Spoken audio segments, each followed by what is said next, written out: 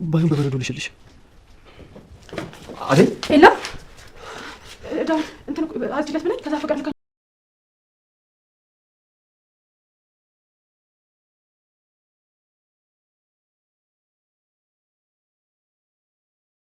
ተንኮለኛዋና ነገረኛዋ ፍቅር ዛሬም በአዳይ ላይ ትልቅ ነገር በመስራትም እንዲሁም ካሌብ ያለ ፍቃዱም ወደ ቤት በመላክም ቤት አጽጂ በማለት እንግዲህ አዳይ ወደ ቤትም ሄዳለች። ከዛም ካሌብን አግኝተዋለች። ነገር ግን ካሌብ ያልጠበቀው ነገርና አዳይ ያልጠበቀችው ነገር ነው የገጠማቸው።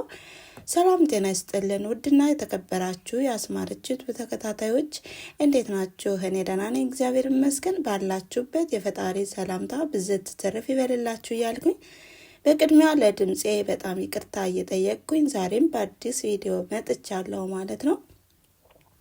ይህም በጽናት ድራማ ላይ የምናውቃትና የምናከብራት ወይም ረጋ ያለችው የጓደኛ ተምሳሌት የሆነችው እምሩን ዛሬ ደግሞ በአዳይ ድራማ ላይ አዳይ ሆና የምትሰራው ወይም ሰራተኛ ሆና የምትሰራው በሀብታም ልጆች የተፈቀረችና ወይም በሶስት ወንዶች የተፈቀረች ሴት ናት። ይህም በውጣ ውረድ ውስጥ እንደምትገኝና ብዙ ነገሮችን እንደምታስተናግድም እንግዲህ ይታያል ከምስሉ ላይ እንደምታዩት ማለት ነው። ታዲያ ከዛ በፊት ግን ሰብስክራይብ በማድረግ የደወል ምልክቷን በማጥቆር ሁልጊዜ የምለቃቸው ቪዲዮዎች ቀድመው ይደርሷቸዋል ማለት ነው። ታዲያ በባለፈው ክፍል ያቆመበት ቪዲዮ እንግዲህ አዳይ ከካሌብ ቤት ስትሄድም ምንም ያልጠበቀችው ነገር ነው የገጠማት። ጽዳት በሚጀምርበት ሰዓትም ካሌብ ከሻወር በመውጣት እንግዲህ ልትሰርቂ ነው የመጣሽ ወይ በማለትም በጥፊ ድርግም አድርጓታል። ይህም አዳይ በጣም ያልጠበቀችው ነገር በመሆኑም ለምን መታይ ስትለውም እንግዲህ አንቺ ደግሞ ልትሰርቂ ነው የመጣሽ እንዴት መጣሽ በማለትም ሲያፋጥጣት ፍቅር እንዳላከቻትና ልታጸዳም እንደደች ስታስረዳው ካሌብም በጣም ይቅርታ እጠይቅሻለሁ ይቅርታ አርጊልኝ ጎደውሽ እንዴ በማለትም እንግዲህ በበረዶ ልሽሽ ወይስ ሆስፒታል ልውሰድሽ ወይ በማለትም ሲጠይቃት እንግዲህ እሷም ደግሞ ደንግጣም ስለነበር ወደ ቤት መመለስ አለብኝ ስሬን ሰርቼ ስትልም እሱም ደንግጦም ስለነበር ፊቷን እየደባበሳት ሳለ ነበረ። በመሀል ግን የሚያፈቅራት አፍቃሪዋ ዳዊት ወይም ከእህቱ ጋር ከሊዲያ ጋር ሲሄዱም እንግዲህ በአንድ ላይ ነው ያገኟቸው። ይህም ሊዲያ ካሌብን ታፈቅረዋለች። በዛ ላይ ደግሞ ዳዊት አዳይ ሊፈልግ ነበር የሄደው። ታዲያ ሲዋቸው በቅጽበት በጣም ነበር የተናደዱት። አዳይም ስታያቸው ዳዊት እንዳሰብከው አይደለም እያለችም የተርበተበተች ነበረ። ነገር ግን ሊሰማት ባለመቻላቸው እነሱም ውልቅ ብለው ነበረ ከዛ ቤት የወጡት። እናም ካሌብም በቃ በሚገባቸው መልኩ እናስረዳቸዋለን አንቺ አትጨናነቂ በማለት ያጽናናታል፣ እንድትረጋጋም ያደርጋታል። በሌላ በኩል ደግሞ ዳዊት ከቤትም ሄዶ የአዳይን እህት አሁንም እንደተከፋና ነገሩ ሰዎችን አምነን እንደዚህ መሆናችን እያለ ስለ ልብ ስብራቱም ያወራታል። የአዳይ እህትም ምን ሆነ ነው የሆንከው ነገር አለ ወይ ስትለውም ዳዊት ግን ነገሩን ግልጽ አድርጎ ሊነግራት ባለመቻሉም አሁንም እያሰበች ነው። የአዳይ እህት ምን ሆኖ ይሆን ምን ገጥሞት ይሆን? ታዲያ አዳይ ወደ ቤት በምትሄድበት ሰዓትም የአዳይ እህት ኩርትም ብላ በመቀመጥም እያሰበችና እየተከዘች ነበር ያገኘቻት። አዳይም ጠየቀቻት ምን ተፈጥሮ ነው ደግሞ ስትላትም በቃ ዳዊት በጣም ነው የሚያሳዝነው እንደዛ የሚሰቀው ልጅ ዛሬ ግን እየተከዘና አንገቱንም ደፍቶ እያዘነ ሳየው በጣም አሰብኩኝ ምን ተፈጥሮ ይሆን ስትልም ስትጠይቃት አዳይም የቅድሙ ነገር ነው ማለት ነው ልቡን የሰበረው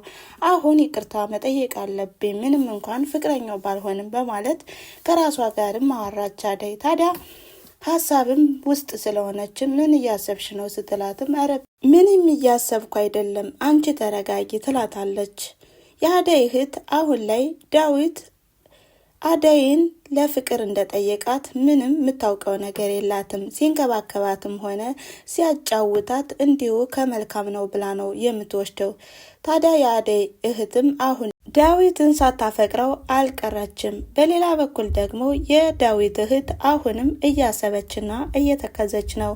ካሌብ እንዴት በአደይ ሊለውጠኝ ይችላል? በሌላ ሰው እንኳን በለወጠኝ አይቆጨኝም ነበር። ጭራሽ በቤት ሰራተኛ ምን አይነቱ ነው? ጥሩ ሰው መስሎኝ እያለችም የራሷን ብሶት ታወራለች። እንዲሁ ዳዊትም አሁንም ከራሱ ክፍል ሆኖም አሁንም እየተናደደ ነው በአደይ ላይ። አደይ እንደ ሌሎች ሴቶች አትመሰኝም ነበር፣ አንቺም እንደዛው ነሽ ማለት ነው። አሁን ላይ እኔ እሺ ብልሽ ኑሮ አልቆልኝ ነበረ፣ እንኳን እሻላልሽኝ ነገሩ እንኳን በጊዜ አወቅኩት እያለም በጣም እየተናደደባት ነበር። ታዲያ አደይም ይቅርታ ለመጠየቅ ነገሮችን አስረድታም ከልብ ስብራቱም ለማዳን ወደ ክፍሉ ሄዳለች። ከዛም የሆነው ነገር እንደዚህ ነው። ፍቅር ቤቱን እንዳጸዳለትና እንዲሁም ሰው እንደሌለ ነበር የነገረች። ታዲያ ሲሄድም ካሌብ ከሻወር ሲወጣም ከዛ አንቺ ሌባ ነሽ ማለት ነው ብሎም በጥፊ መታኝ፣ እናም በበረዶ ሊያሽልኝ ሲል ነበረ የደረሳችሁት። የተፈጠረው ይሄ ነው፣ ይቅርታ አድርግልኝ በማለትም ይቅርታ ጠየቀችው። ከዛም ዳዊትም ደስ ብሎት ይቅርታዋን ተቀበለ። ታዲያ በሌላ በኩል ደግሞ የአደይ እህት ዳዊትን አፍቅረዋለች። እንቅልፍም አልወስደኝ አለ፣ ምን ላድርግ እያለች ነው። አደይም ወደ ሳሎን እንዳትቀመጭ እነ ፍቅር እያሉ ብላም አስጠንቅቃት ነበረ። ታዲያ አሁን እንዴት ትሄጃለሽ? ለምንድን ነው ትላታለች። እኔ በቃ እንቅልፍ አልወስደኝ አለ፣ እንቅልፋም እምቢ አለኝ ስትልም አሁንም ወደ ሳሎን ለመሄድ ስትጠይቃትም እኔ አይመለከተኝም ስለ ፍቅር፣ እኔ የሚመለከተኝ ስለ ዳዊት ነው። ዳዊት ደግሞ መልካምና ጥሩ ሰው ነው ትላለች። ታዲያ ስላፈቀረችው ቀጥታ ወደ ሳሎን ነበር የሄደችው። ከዛም ዳዊት ያገኛታል። ስለ ዳዊት ሁኔታም ትነግረዋለች፣ ታወራዋለች። እንዴት ነው ደህና ነህ ወይ እያለችም ታዲያ ስለ ፍቅረኛም ታነሳለች። አንተ ፍቅረኛ አለህ? እኔ የለኝም በማለትም ትጠይቀዋለች። ከዛም ፍቅር ትመጣለች። አንቺ እዚህ ነው እንዴ ተቀመጥሽው?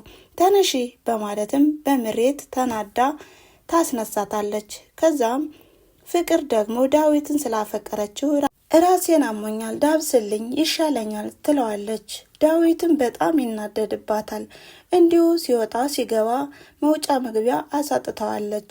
ፍቅሬን ተቀበለኝ፣ በአንተ ፍቅር እየተሰቃየው ነው ስላለችውም ዳዊትም በቃ ሂጂ ራስሽን ካመመሽ ባርኮትን ልጥራልሽ በማለትም ተናዶ ወደ ውስጥ ይገባል። በሌላ በኩል ደግሞ የፍቅርን እህት አልጋ አንጥፊልኝ ስላለቻትም አልጋውን አንጥፋም ፍቅር አንጥፌልሻለሁ በማለትም ትነግራታለች። ከዛም አሁንም የነገር ማበሏንም አትረሳምና አንጥፌልሻለሁ ነው ያልሽው ተኝበት ትላታለች። ከዛም የአደይ እህትም እውነት መስሏት እኔማ እንደውም ደስ ይለኛል፣ አደይ እኮ ስነግራት አልሰማይ ብላ ነው እንጂ ከዚህ ብተኛ ደስ ይለኛል፣ ጠቦናል ያኛው ስትልም አሁንም ትናደድባታለች። ጭራሽ ከኔ አልጋ ነው የምትተኘው ጭራሽ አንቺ በማለትም አሁንም ከአደይ እህት ጋር ግብ ይገጥማሉ። ከዛም አደይም ትመጣለች።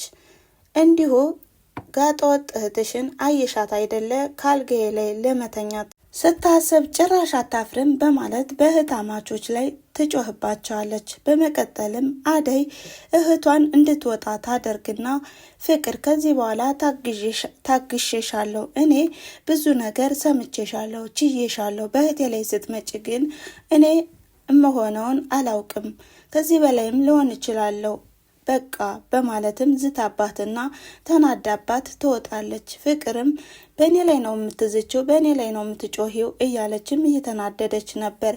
በሌላ በኩል ደግሞ ባርኮት መልካምና ቅንም ስለሆነ ስለ አደይ ቤተሰቦችም ይጠይቃል። የአደይ እናት ከቤት መታም እንድትጠይቃቸውና ከልጆቿም ጋር እንድትጫወት ይጠይቃታል።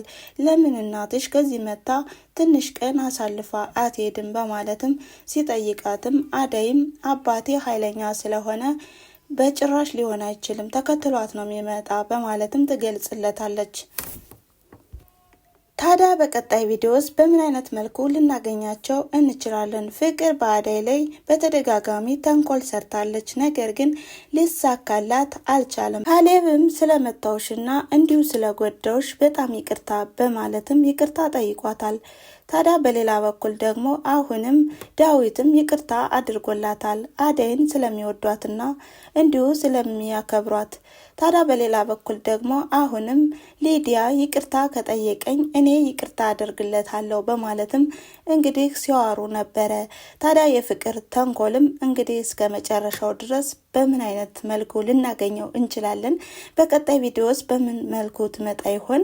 አደይስ እንዴት ትመጣ ይሆን የሚለውን የምናይና የምንከታተል ይሆናል ማለት ነው። ለዛሬ የነበረን ቆይታ ይህን ይመስል ነበረ። ስላዳመጣችሁኝና አብራችሁኝን ስለቆያችሁ ከልብ አመሰግናለሁ። ላይክ፣ ሼር፣ ኮሜንት እያደረጋችሁ አበረታቱኝ በማለት መልካም ጊዜ። ቻው ቻው።